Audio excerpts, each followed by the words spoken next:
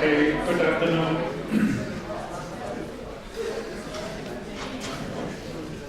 I was a little occupied. There was the whole time since last week there was conference. I was completely involved, so I was not able to look at the exams. And I promised to look at the questions to make good and bad examples. This all will be done next week.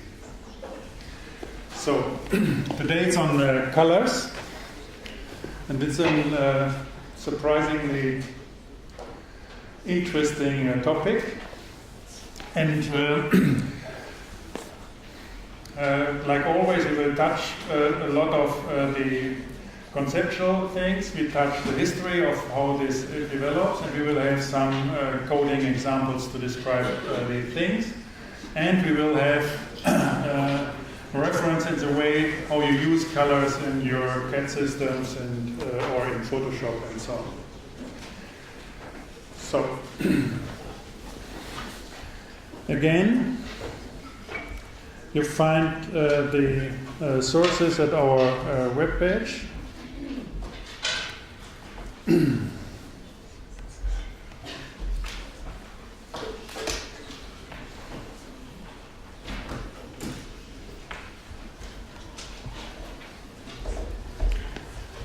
It's here. These are additions for what you have. Take this full version of lecture 6 as a kind of synchronization. Forget the rest. So there's nothing in 6 missing what you didn't have here. So this is a full consistent package. And this is an addition to package 6, or if you like, to the other. So it's working vice versa. So it's getting, with pictures, it's getting a little big. Now it's again 70 megabytes because of the pictures. I have all of these pictures, put it in. They're not compressed in Mathematica if you want to work with it. And to simplify all these processes, I've just included, and by that it's getting this much of data. So, starting is, like always, go with start.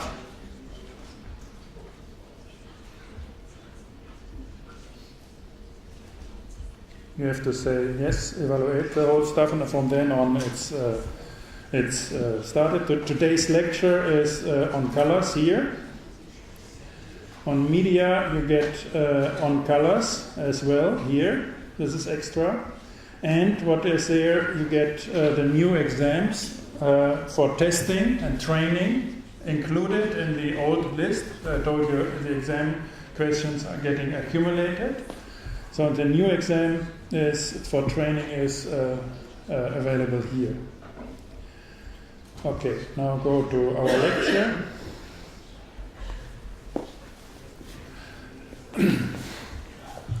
And here the first step is on colors.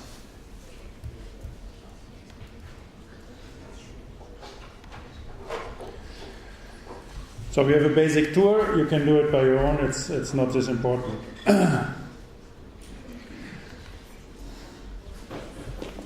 So we have, it's always, I try to do that, give you a lot of references where to read. So, and these references are always online. You can download it or go to these things. It's very important to realize that it's a big difference in English and in German language. So in my perception as a German-speaking person, English language is simply not working with colors. And you see it in Wikipedia. It's only one. In most of the fields, English is much longer than German. But in color, it's just the other way around. It's very astonishing. So, therefore, my references are very often towards German concepts. These are standards, a psychology of seeing in colors, Commission on Colorimetry, to make the standards for colors. Then we have all these nice, you will see it very often, Farbkreise. This is a mainly German-centered meditation about what colors are about. And there are about 60 color systems available in the last 500 years. And there's a nice compendium. The texts are very rough and simple, but it's nice to have this huge list of colors, and they have all these nice handmade things if it's older than 50 years. 300 years ago, 500 years ago. So it's, for example, Lambert, it's 18th century, 1780 or something. He made these kind of things, yeah? Look it through, it's very interesting. So, next, additive color models. So we make a clear distinction, and you should read all these things always like that. We have additive and subtractive color models. And the main representative is RGB and CMYK. RGB is additive and is used for screens, so it's a projective color models. These are the dots of a screen,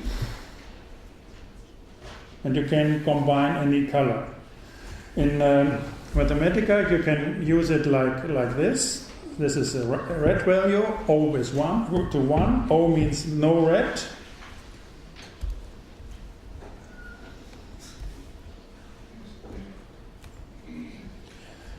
O means no red. 1 in this case red, green, blue. So if you put it 1, then it's super green. And then put a little red to the green, or full red to green, then you have yellow. You have these kind of mixers and palettes to adjust that. That's very common. You can get it with Mathematica just by clicking here and you get it. And you can change the color to get the parameters. So the interesting with this projective thing is that they end up in white. So they are additive and they end up in white, this projection. So if on the screen red, green and blue is in full color, you have a white point. So for example, these LEDs, they came up in white and got prominent some 8-10 years ago. And the key problem was that there was no LED with blue light. They had not been able to produce that. And by that, since we have blue light in LED, we get a bright white LED. This is the reason it's most complicated. Red and green was relatively simple. So, they end up. If you like to see the code for this color circle, I'll give it here. You get the points just to see. These are the points and the radius of the center points of the color circle. For each you make a disk. On each point you make a disk. You get the colors, red, green and blue for the colors, RGB. Then you make the intersection of circle 1 and circle 2. This is section 1, 2. Region intersect, do it the same in all combination, and then make the intersection of all three, which is the center. Yeah?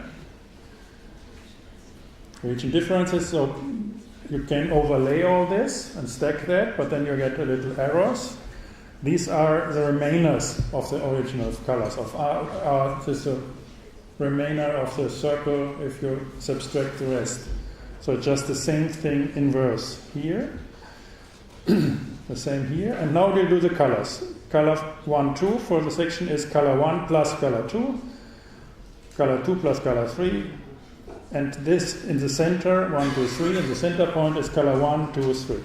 So it's very straightforward, just in symbolization and in numbers of these things. And then you plot it. You make a plot of all these elements. You say what is the frame. Plot style means get color C1 for R1, color C2 for R2, R2, C3 for R3, and so on.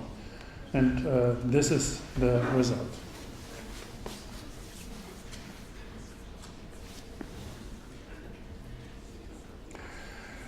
So, you see how this code works? It's straightforward, yeah?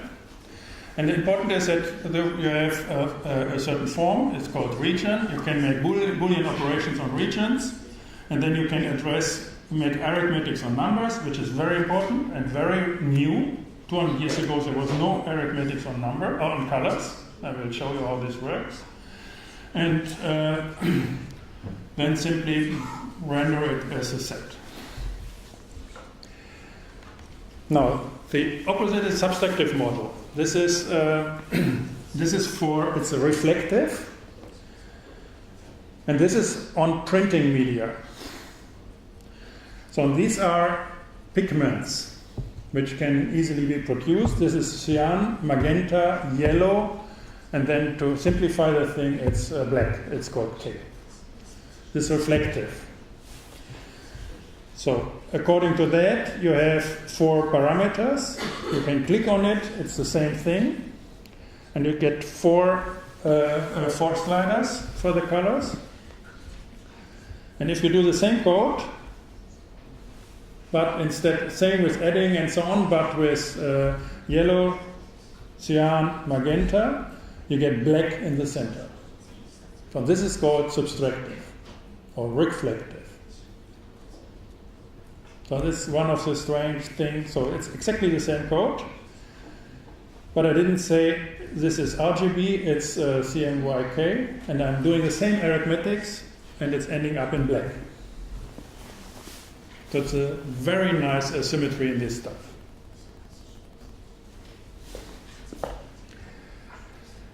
So, next, profiles.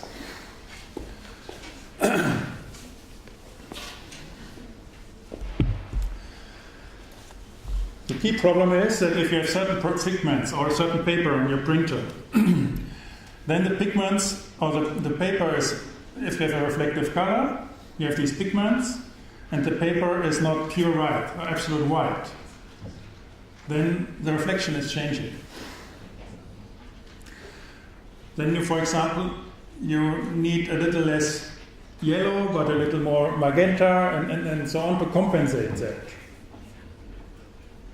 So you're doing that, or if you have an LCD screen and then you have another factory with little other densities in the LEDs, or if you have a CRT, so a tube, or you have this kind of projection, they have different colors.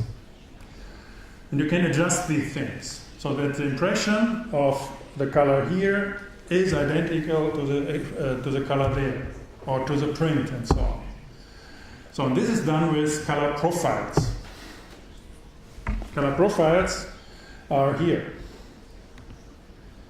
You can, here is display, and you see here is color.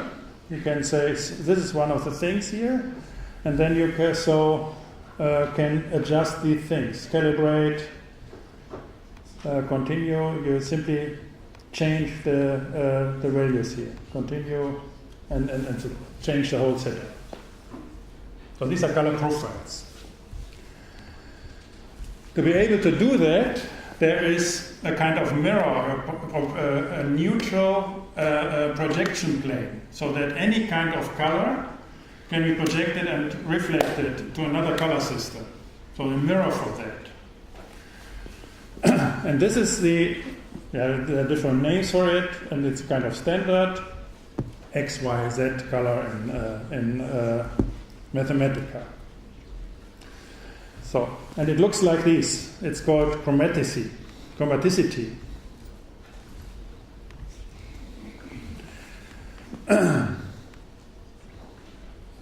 So what you see is you have a center white point. Color is rotating. The saturation is on the radius, on the distance to the white point, and there's no black. So to get the idea is, so this is independent of the amount of light.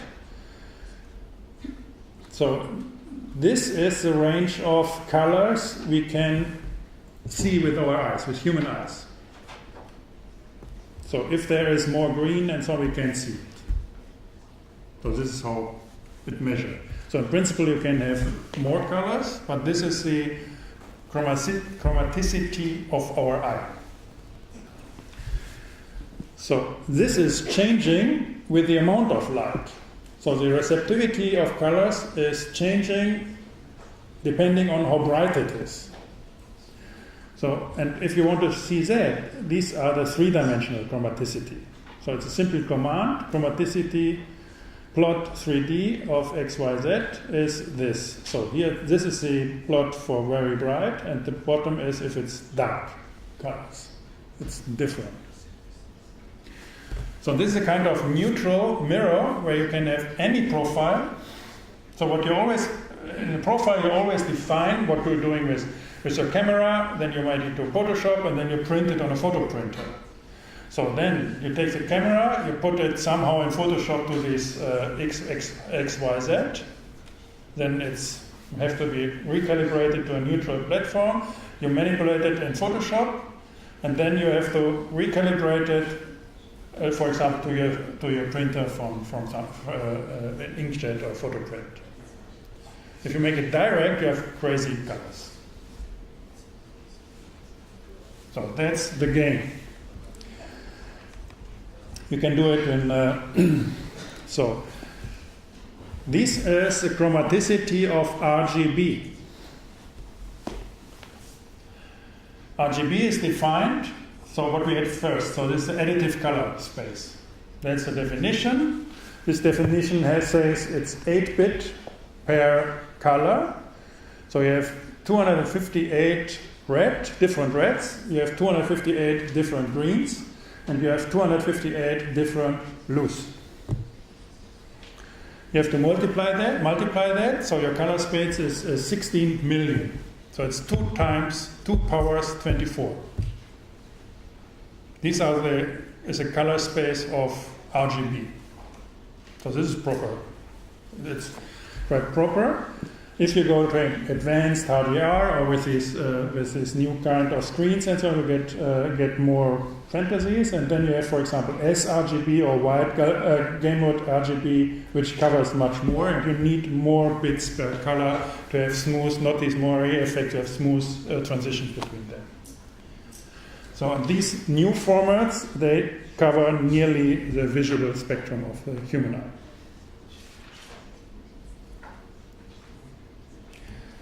So, if I want to all these kinds of transfer can be done easily with Mathematica. So you see all these diagrams, very simple. There's something, you can look at it, look it up here, and then you see how it works, what you can do with it.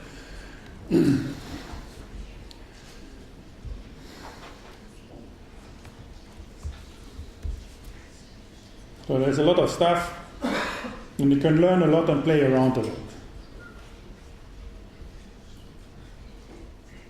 So I think you will not have an end for that. This in combination with Wikipedia, it's amazing to learn. Yeah? To get all the Wikipedia stuff interactive somehow. That's very interesting. So, to transfer colors is very straightforward again. The command is color convert, and you simply say and have RGB color 100, this is red, and I want to have it as HSB, whatever it is. So this is color, tone, saturation, and brightness. So look at it, and you see the numbers are changing. So there's a transfer of just of these numbers. Go to a green. So no red. So now this is the edge of RGB color 100. This is the edge of 010. This is the edge of 001. And this projection of chromaticity. So now we move from here to here by putting a 1 here. And say, what is HSB here? Look at this. It was 0 in hue, so it's color tone. It's 1 in saturation because it's the farmost edge, and it's 1 in brightness. If we go to green, we simply turn. So it should be a 1 here and 1 in brightness, but a different value here. And you see what happens? It's a 1/3 circle. So this is how HUE or HSB is defined. So we go more to that, different conceptions of what color is later on. But this is how to transfer. Crisscross. Look up what color converts means. We can do it the same with pictures. So this is one of the first color picture ever. A picnic, kids. This asks for the color space of this picture. It's RGB. We can get the image data and then the first pixel of this image. So it's the upper left pixel here. So this is an array. We had that with lists and text in this lecture. And this access to the first upper number. So we go there and it's RGB value. We can transfer to HSB if you like and so on. So this is how to get pixels of images. This is color separation. You know it from Photoshop, all this stuff. Get the image data for all the pixels and just take the first value, gives the red picture. So it's a black and white picture of red component. So this is a picture of if you only have the red dots of your screen. This is a picture if you only have the green, and this is the blue dots, the intensity of the blue dots. If you add that, you get the color picture. So you simply take this screen, put filters on top, add that, and you are with the screen. Like we converted the color of a pixel of a certain color, these numbers, we can color convert with whole pictures. So we converted image to now the reflective for printing. It looks the same, that's important. The chromaticity didn't change, they calibrate the same chromaticity. But now we have a printable format. So we can access first the first left pixel here. We can ask for the color space. Look now for image 2 color space. Color space is now CMYK. We ask for the first pixel. We have 4 numbers. So this is cyan, magenta, yellow, black. And now we can separate that. So if you are in offset printing or with lithography, these are the 4 layers to make a lithography. So if your profiles are correct, this 4 gives it, in reality gives the same effect than this on screen. This will be printed the same if you have the proper profile than your screen. Printed will be the same as your screen in white light. Yeah. The same, of course, with grayscale. Simply convert it, and then you put everything to one layer. You have grayscale, and here you have only one. So if the first pixel is just one color. It's something like RGB, for example, and then have the mean value of R, G, and B.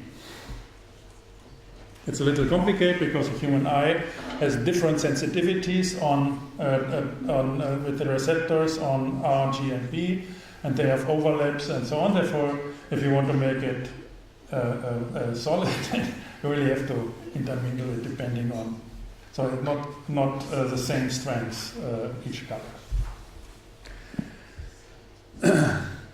What you can do is display a picture in a wrong format. So because for a computer it's simply RGB, you have simply arrays of 3 numbers, RGB for example, image was an RGB picture, but you can say I want to render it with HSB, with another profile. So in this case, red is interpreted as the radial color. Green is interpreted as saturation. And blue is interpreted as brightness. And you get strange combinations of colors. Yeah?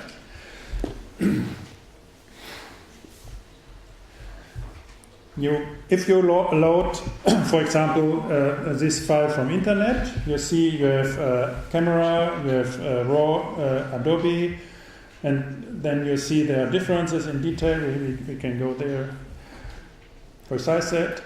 And then you can ask for this picture for the color space, and you see you have a certain profile of this. So they transport a certain profile, which means you can put it to our XYZ to get a neutral description of these things. So if you have your camera, you have always a picture, and the camera always transports if they are more professional, then always transport their profile.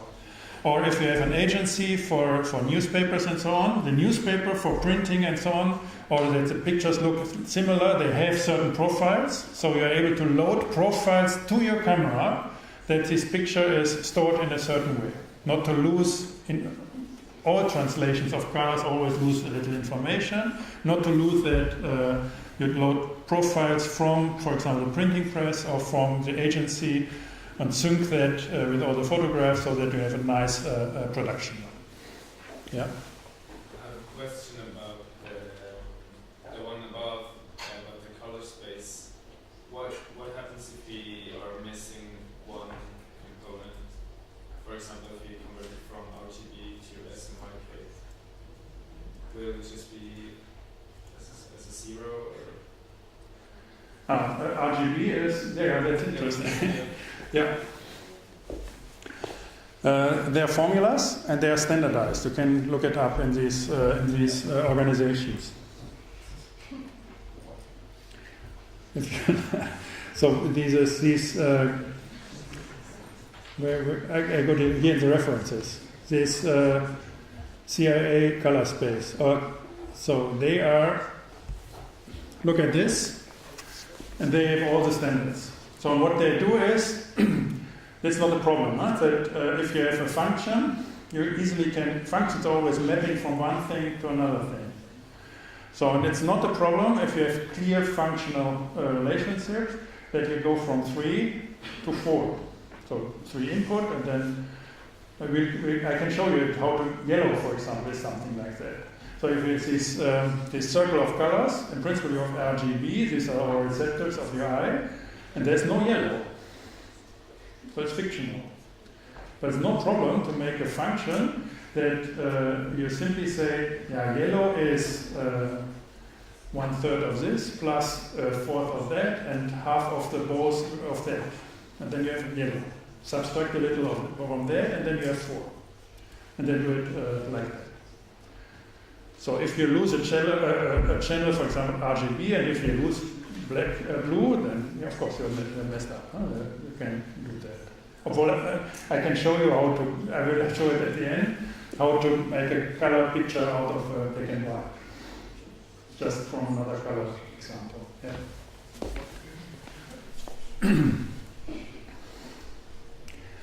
So,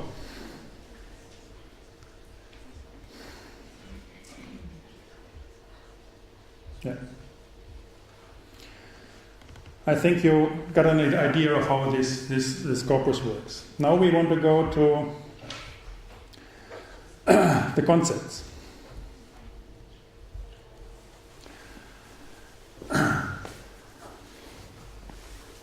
And I want to anchor it because it's always like that, to our skeleton of thinking, because it's very interesting. Because I have all these crazy concepts of infinity, paradox, and so on, and I'm always telling that. And nobody knows what it is. So now if you like colors, black colors, then try to get colors into this scheme of paradox and infinity, of algebra and arithmetic and logic and all these kind of things. Get them in, and then you get a better understanding what algebra might be. according to Goethe, it's dark green. It's interesting. So you get a lot of these kind of stories around colors with this skeleton. Now I will show you. So there's a famous conflict in literature, and one of the references is an 18-page German text about that. Is interesting to read about what science is and what nature is and what reception is and so on. There's an interesting conflict around these questions, mediating the question of color. So you can read it here. So in our scheme, Newton is here with the paradoxes, and Goethe is with the infinity. Or he is with the circle, and he is with the line. So there are concepts around atoms and axioms, or elements and parts. They are corresponding here. Atom. This is mixed up even in this text and in literature very often. It's very important that if you want to make the distinction, that axiomatic is an atom. And axiom is atomistic. People don't distinguish that. So they use axiomatic as axiom. And by that they're mixing the stories up. So we had these diagrams here. You are here with our gnomon, reflecting ourselves with the irrationality of the circle, and with this reflection get an understanding of the position here, or projecting the position of ourselves from out the cosmological order. So from out the circle. This is writing with characters. This was reading by numbers. Now, optics of Newton. Newton is on the upper side. And this is a famous illustration of him. What he's interested in is a color mixture. He's interested in the properties of light. So he's able, so what he's doing is he takes white light, next takes a prism, you get the spectrum of colors, then he takes a lens, he's bundling the colors again to color, and with a spectrum, to white, and with a spectrum you have a white light again. So therefore with a prism, he's able to open up white light, and with the lens, is able to close it back, to add it back to white. So this is a phenomena he's writing. So what he's interested in is the line, the linearity of light, and its properties. So colors are properties of white light. So what he's directly doing is like this. So you have the stream of white light, you spread it to colors, and then you bring it back to the line, white light. So you get the rational line, spread it to the irrational, circular, and bundle it back to the line. So this is exactly this thing, back, forth. So this is Newton.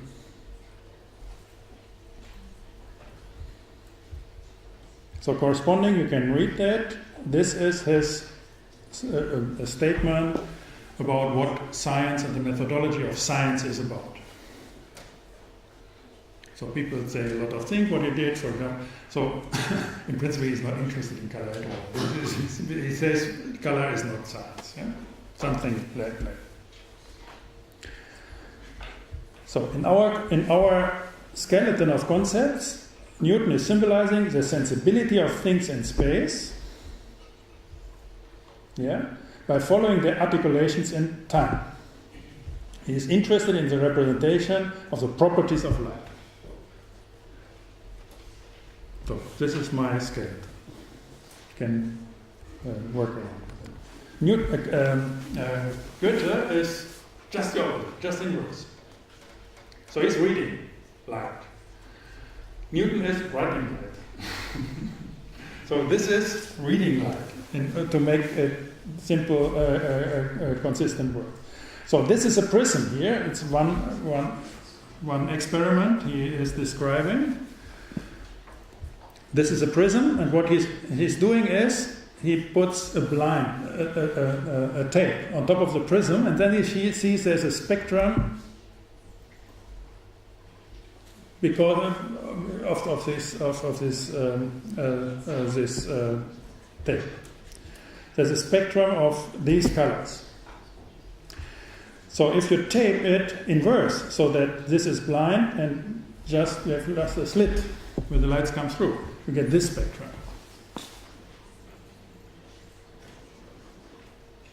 So that's interesting, huh? So the interesting is not who is right or wrong. The interesting is that he thinks completely different about light, and just the inverse thing. So he is interesting about the phenomena of light, not about the properties. So the phenomena is, he's positivizing the irrational thing of Newton. So Newton simply says, okay, this is light, somehow I'm interested in these lines, how they work in optics. So there's a nice phenomena that these obviously are the spectral, the colors, but they get irrational, and luckily enough, you can bring it back to white. So Goethe is simply not interested any longer in any white light. So he's interested about the perception of what happens with it. So he's able to do that, and we will see it with Grassmann again, by getting opponent poles of what can be done with light. And this is then positivizing of the circle. So you're getting circles, and these are opponent colors. So he is positivizing this circle, which is irrational with Newton. He's making that explicit, the circle. And he's doing these kind of diagrams.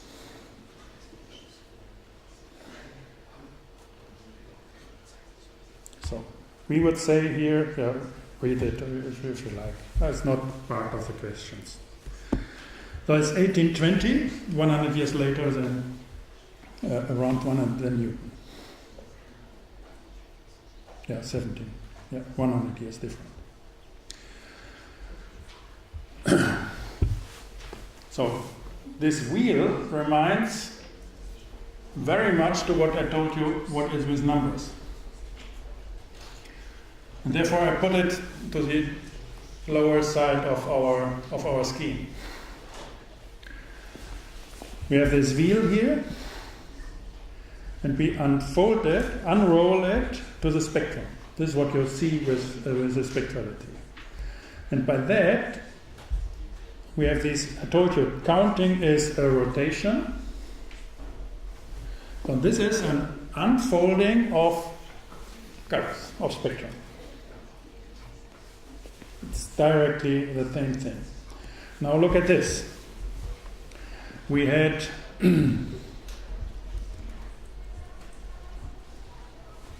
with our numbers, you know, these kind of improper foundation of order in plane by the primes, so that we want to make straight steps. It's an arithmetical combinatorial problem, because the steps are all different, and with numbers and with arithmetics, we're able to abstract from the complication to make the next straight step, because everything somehow is irrational. So, we've seen this kind of partitioning of a whole, and that it's very complicated to get certain partitions, and especially it's not homogeneous. We know with this is partition of space. We know it from Pythagoras and so on. these things is arithmetics of the Greeks, of Pythagoras, 5th, 7th century before Christ. And we know how to harmonize these things with the music circle of Pythagorean tuning. So it's a complicated thing that tones get into sync. Because if you have an octave, you are in double. And if you want to partition that and get it in harmony with the others and having parts in between and they should fit in combinations, it's complicated. And this is the harmonics Platonic, it's a Pythagorean tuning of instruments. According to that. This is partitioning in space. My hypothesis is that this is partitioning in time. So we call it tune and tone, and this is a tone of light. In English it's called hue. Therefore, I would say we have characters, we have writing, we have talking, we have numbers, we have seeing, we have reading. Look at this, seeing, reading, numbers, characters, writing, talking. And we have the tone and we have the note in music. So, and the note needs tuning. So the instruments needs to be tuned that you can make a certain tone. All this is very nice in a play. Or go to this color wheel, look at these concepts he's combining with the color wheel, calling Fantasie, Vernunft, Verstand, Sinnlichkeit. And you see colors and concepts around these things.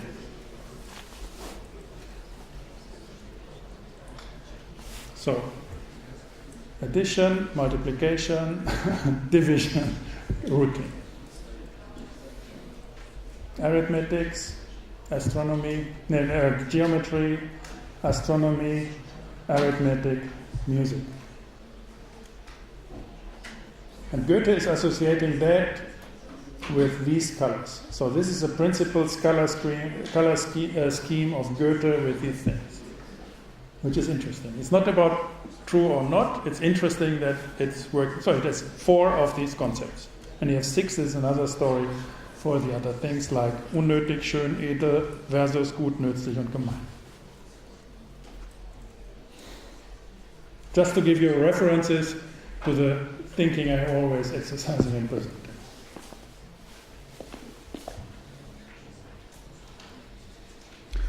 So what I find most disturbing, and this is because of the dominating English-speaking discourse, because they don't have it.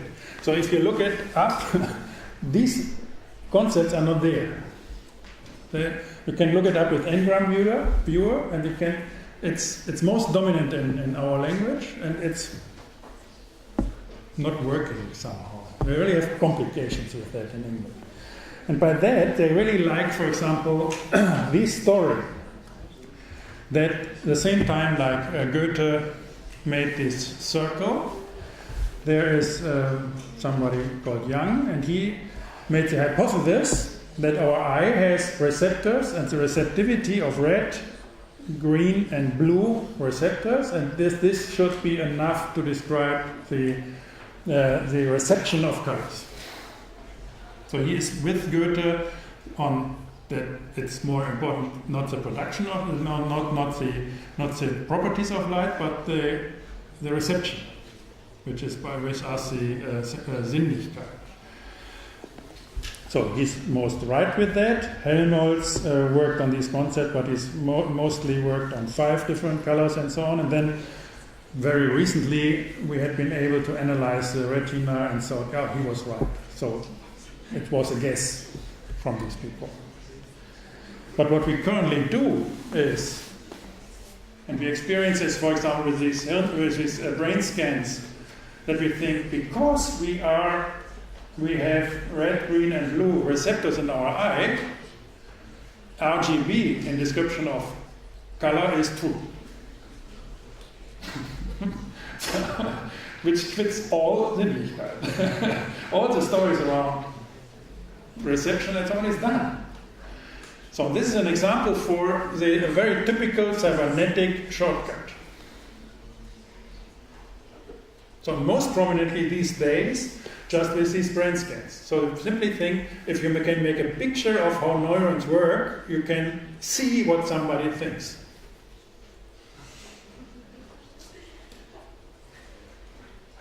And so you use it for arguments and juridical setups. So if they're looking for a murder, then you get this helmet and show you so far the murder that took place, and if you're fired, then you're a murderer.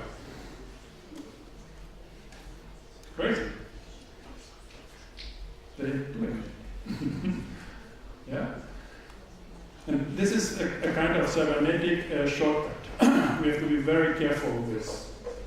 And you can exercise this with color and think about these things. So, last.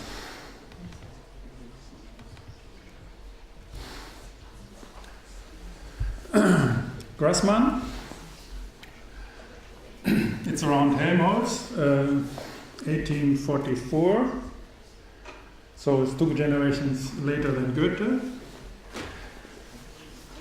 He laid the foundation in doing arithmetics on color, on this crazy thing, which is irrational. Newton always wanted to back it and say, okay, we can measure the white light, how long or how fast it is, and so on, how the reflection is, and so on, but with the colors. So, and he's able, with his Ausdehnungslehre, he's able to make these steps, as I told you. Make these steps, these crazy steps, which getting complicated between colors. That you can make arithmetics, subtraction, addition of colors, multiplication of colors, division of colors, root making of colors, and you're working within the color space, and it's reasonable. Like walking on plane, even if these crazy numbers are irrational all the time. So it's always in partitioning the circle. So this is what the Greeks did in space, and what the tuning did with your eye and with the instruments, with tuning, making that rational. You have the guitar and so on. So he's doing that with colors. So how is he doing it? And we had it in the circle, chromaticity, and so on. He's getting not red, green, and blue. He's doing, and we had it with HSB or HUE formats. It's a tone of color. It's in English it's called hue, which is radiance. There's the intensity of color, which is, he defines that as axial. And they have the intensity of white, which is axial. And by that, this scheme is most appropriate to the human with perception. So you can see that with these color schemes here. So you say, this is my radial thing, so these are my colors. And then I say, how much do I want of it? And then you say, how much black or white do I want to have? So this is good to interact with. It's very complicated with RGB. Everything gets improper. Here it's super intuitive because it's sensible. This is a scheme which is on the lower side, so this is dealing with infinity, with perception, with the sense of color, not with the body of color.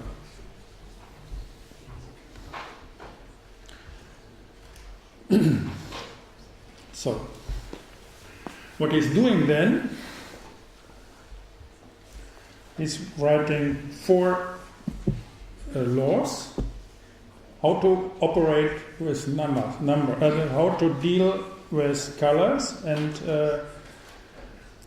work and move within that. This is RGB.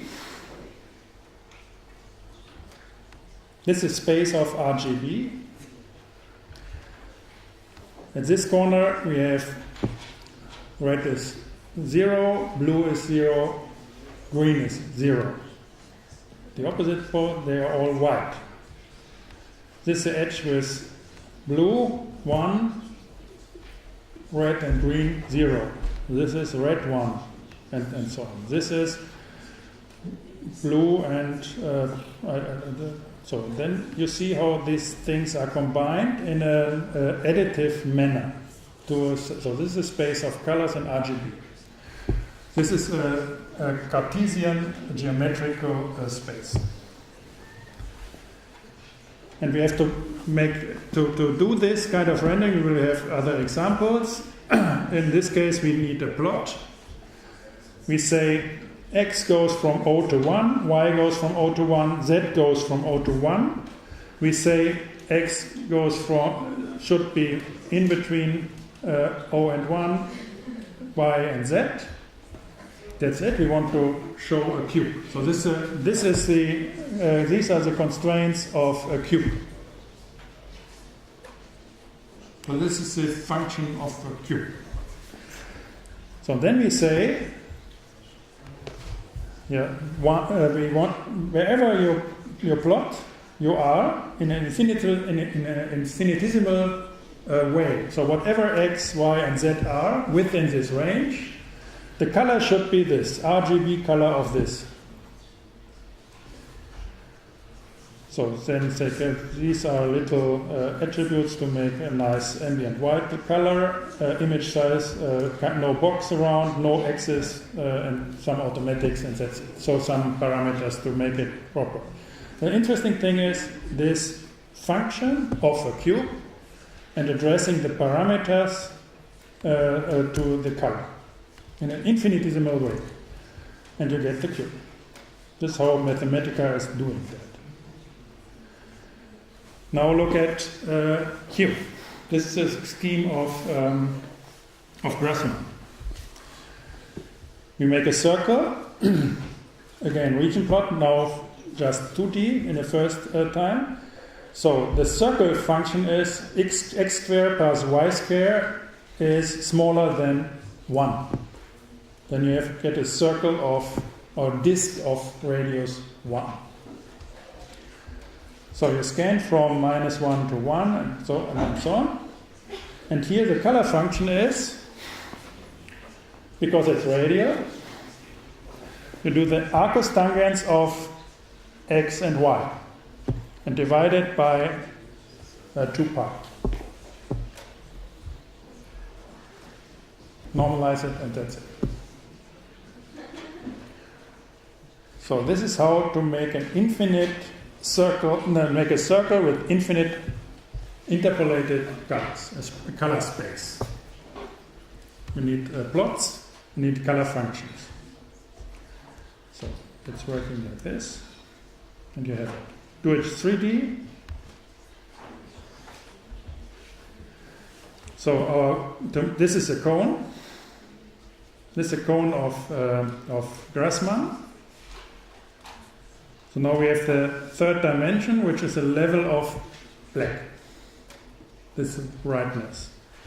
So now we have a third coordinate, and we say it's not x squared plus 2 squared is not smaller than z, but the square root of that is smaller than that. So it's a little more complicated. This stuff with the color is nearly the same. And we have the color space. Yeah. Second law.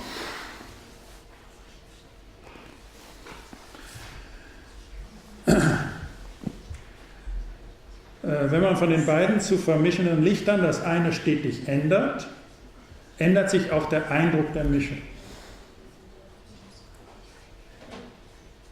So. It's like Goethe, huh? You don't define what it is, you simply say in between. So if I change this, the whole thing changes. If I change relation, the whole thing changes. You never decide, in functions and so on, you never say what it is, like Newton is doing. It's not a particle. Then it's not an element. you're dealing with infinity. So it's nothing in between but your senses. So you can illustrate it like here. You have a color, there's a constant color, there's blue. You have a blending from in yellow, and this is a corresponding code to make these kind of diagrams. Third law,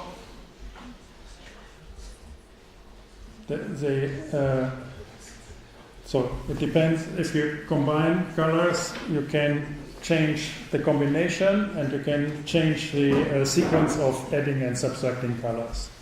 So this ends up in this circle, or what we had with the other color scheme. So it's interesting that this arithmetics is working in different color sheets. It simply works. And the fourth law is this. Die gesamte Lichtintensität der Mischung ist die Summe der aus den Intensitäten gemischten Lichter. So what you can do is, if you have two colors, add them, you get a brighter one.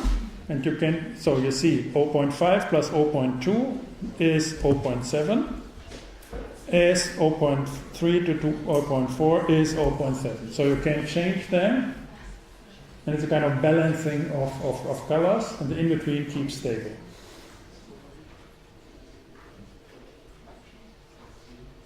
This is how an arithmetics is established, how new numbers are established.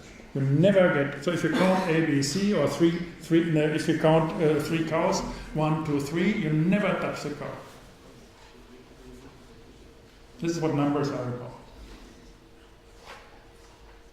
And you need some rules how to, the numbers by themselves get stabilized as a system. So you need a system of 4 of these rules that you can start working with it. This is called a system. It plays with function, and it's called construction. So a construction is something is working with these kind of infinite things and bringing them to work. That's a construction.